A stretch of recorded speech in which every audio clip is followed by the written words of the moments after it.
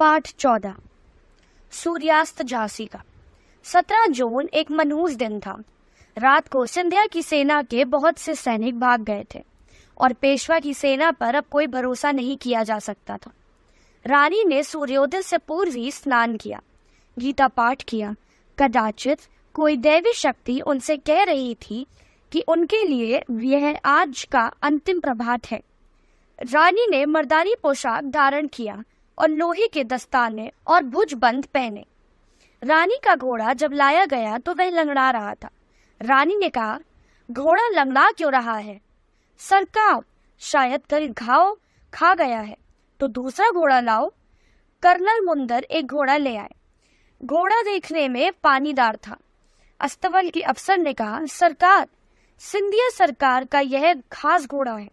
रानी ने जांच की नजरों से देखा, फिर गुल मोहम्मद की ओर देखकर कहा, आज भी मुझे तुम्हारा कल जैसा जौहर देखने की आशा है, पर यदि पश्चिम का मोर्चा उजड़ जाए तो दक्षिण चल पड़ना।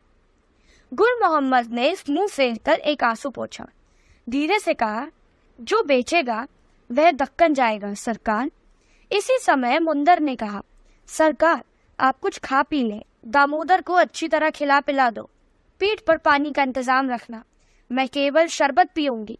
लेकिन क्या सब खा पी चुके? जी हाँ सरकार। उसी समय दामोदर आ गया। दामोदर ने उसे प्यार किया, कुछ खिलाया पिलाया। सब लोगों ने थोड़ा थोड़ा कलेवा जेबों में डाल दिया। पीठ पर पानी का बर्तन कस लिया। रानी ने शरबत पिया, फिर हंसकर कहा, मुंदर, मेरे निकट ही रहना, और रघुनाथ सिंह आप भी। मौका टेढ़ा आए तो दामोदर की रक्षा करना। दोनों ने आंखें नीची कर ली। बात मुंह से ना फूटी। अंग्रेजी सेना के बिगुल दूर से सुनाई दिए। सेना कूच कर रही थी। तोप का धमाका हुआ। रानी ने रामचंद्र राव को हुक्म दिया, आज तुम दामोदर को पीठ पर बांधो। यदि मैं मारी जाऊं तो इस दक्षिण पहुंच जाना। और तुम रघुनाथ सिंह, ध्यान रखना, मैं मारी जाऊं तो शत्रु मेरे शरीर को छू ना पाए। लाओ घोड़ा। घोड़ा आया। तोपों से धमाके निरंतर हो रहे थे। रानी ने मुस्कुराकर कहा, ये तात्या की तोपें हैं। घोड़ों पर सवार होते हुए रानी ने कहा, यह घोड़ा वो अस्तबल को प्यार करने वाला है, पर खैर आज इसी से काम निकालूंगी। सब सरदार घोड़ों पर जम गए और सबने रणस्थली के लिए प्रस्थान किया। अब सूर्योदय हुआ। रानी ने घोड़े को एड़ लगाई। वह हिचका और तेज हो गया। रानी का मन घोड़े की ओर से शंका से बढ़ गया। अंग्रेजों ने आज बड़े यत्न से व्यूह रचा था। कल के युद्ध से अंग्रेज चिंतित थे। उन्होंने अपनी पैदल पलटनें भीड़ों में छुपा दी थी तथा घुड़सवार दिया था, और शेष सैनिक चारों ओर से टुकड़ियों में बंटकर आक्रमण कर रहे थे। रण क्षेत्र मीलों तक फैला हुआ था। तोपें पीठ पर कसकर बंधी थी। रानी के दल के नजर आते ही अंग्रेज सैनिकों ने चारों ओर से बंदूकों की बाढ़ दागी, जिसका जवाब इधर से भी दिया गया। रानी ने जोरदार आक्रमण करके दुश्मन सैनिकों को पीछे धकेल दिया। अंग्रेज अफसर रानी का रण कौशल देखकर थर्रा उठे। तोपें रानी की पीठ पर गरज रही थी और रानी गोलों के धुएं में आगे बढ़ रही थी। हुजार सवार लगातार मर रहे थे। रानी का लाल कुर्ती दल अब तलवारें सूत कर उन पर पिल पड़ा। इसी समय रानी को सूचना मिली कि पेशवा की बहुत सी सेना भागकर ग्वालियर की सेना से जा मिली है और राव साहब के 2 मोर्चे छिन गए हैं। अंग्रेज उनमें घुस रहे हैं। रानी ने पलटकर अपने पीछे आती हुई पलटन पर नजर डाली। इसी समय उसने देखा, उसके पृष्ठभाग का तोपखाना चुप हो गया। रानी ने एक गहरी सांस ली और दांतों से होंठ काटकर उलट पड़ी। उसने तोपखाने को संभाला जो अंग्रेजों के हाथ में जाने ही वाला था। यहाँ रानी का ब्रिगेडियर स्मिथ के सवारों से भीषण संग्राम हुआ। संगीनों की मार भी होने लगी।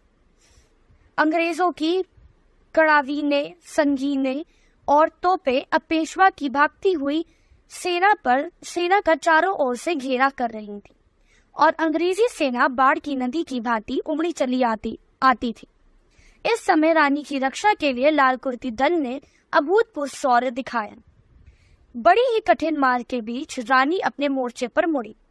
भागती हुई पैदल पलटन और रानी के बीच में हजारों गुजरा सवार फैले हुए थे, पर रानी के लाल कुर्ती दल ने न कड़ावीन की आनामानी, न संगीनों की, न गोला गोली की।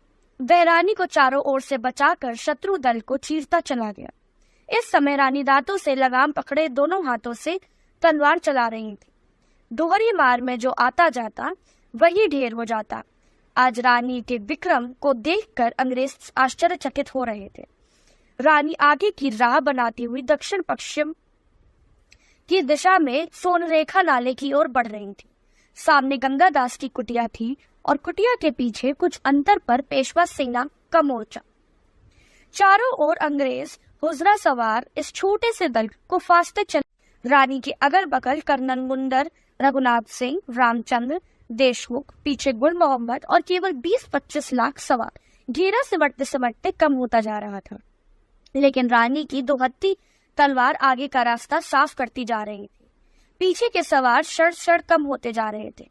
इसी समय तात्या ने रुहेली और अवधी सेना को लेकर अंग्रेजी सेना पर आक्रमण किया।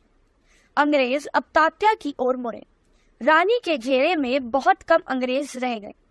सूर्यास्त हो ही रहा था कि लाल कुर्ती का अंतिम सवार गिरा। रानी के पास अब केवल 4 सरदार और 1 तलवार रह गई। पीछे कड़ावीन और तलवार लिए गुजरा सवार आक्रमण करते जा रहे थे। आगे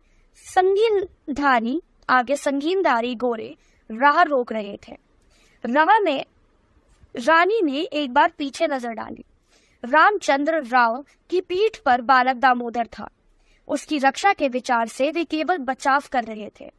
रघुनाथ और गुल मोहम्मद दोनों बाजू अंग्रेजों को काट रहे थे। बड़ी ही कठिन घड़ी आ लगी थी।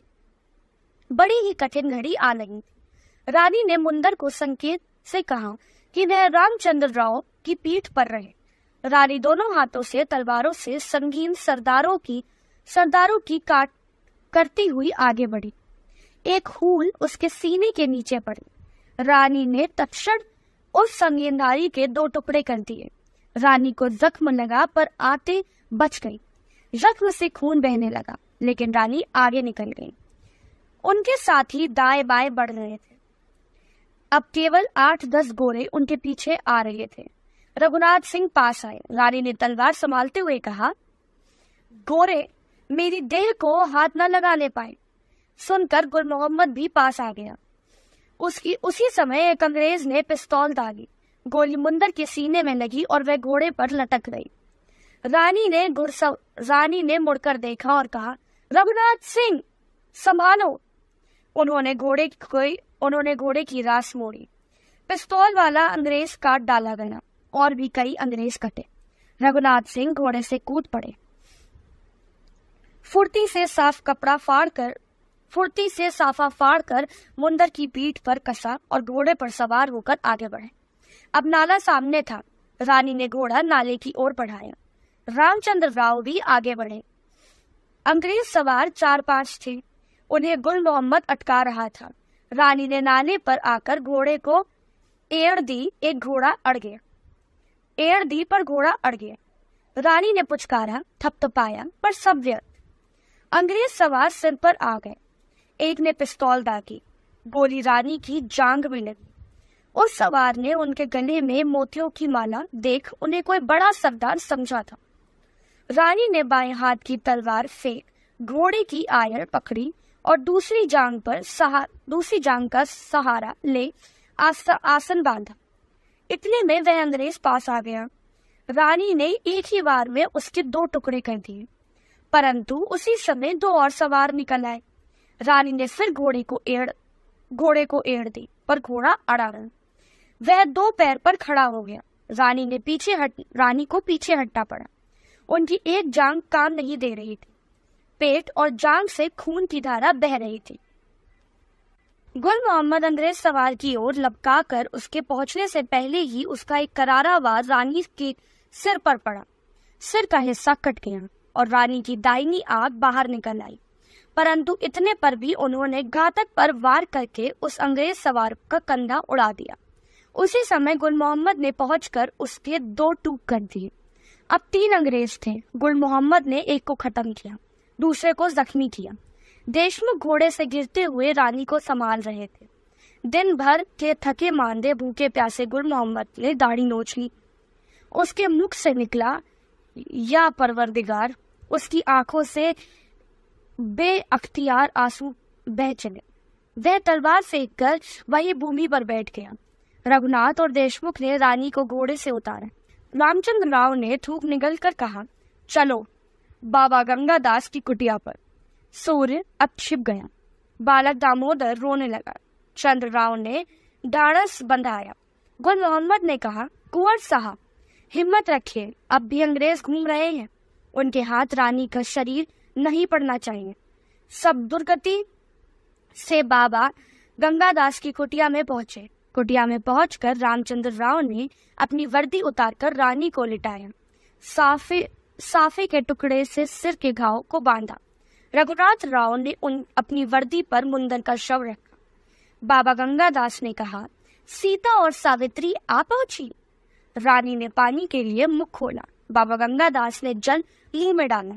रानी के मुंह से ओम निकला और उनके प्राण पखेरु उड़ गए। अब और कुछ नहीं हो सकता था। बाबा गंगादास ने कुटिया में आग लगा दी। घड़ी अंधेरी रात में वह असाधारण चिता धाए धाए जलने लगी। रामचंद्र राव ने कहा, झांसी का सूर्य अस्त हो गया। बालक दामोदर ससक कर रो रहा था। गंगादास ने कहा, सूर्योदय फिर होगा। आचार्य चतुर्सेन